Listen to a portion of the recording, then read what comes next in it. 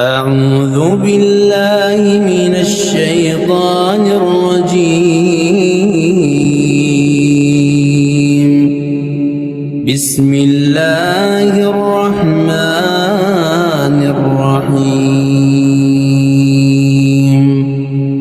الحمد لله الذي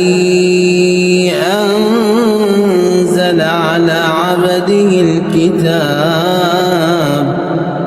ولم يجعل له عوجا قيما لينذر بأسا شديدا من لدنه ويبشر المؤمنين الذين يعملون الصالحات أن لهم أجرا حسنا ماكثين فيه أبدا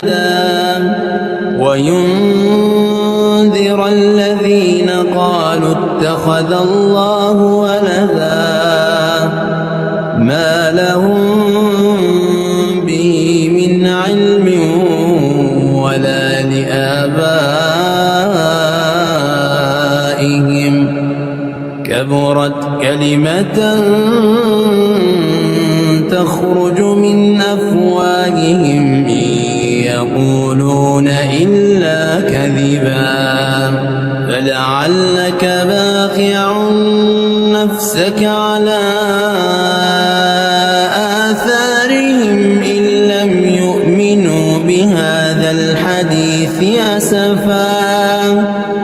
إنا جعلنا ما على الأرض زينة لها لنبلوهم أيهم أحسن عملا وإنا لجاعلون ما عليها صعيدا جرزا أم حسبت أن أصحاب الكهف والرقيم كانوا من آياتنا عجبا إذ أوى الفتية إلى الكهف فقالوا ربنا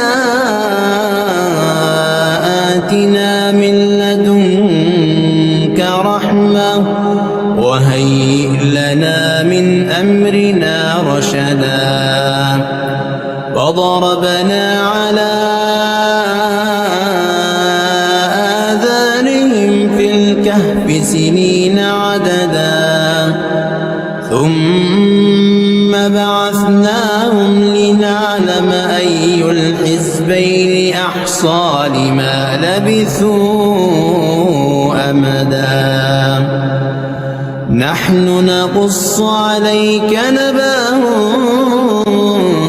بالحق إنهم فتية آمنوا بربهم وزدناهم هدى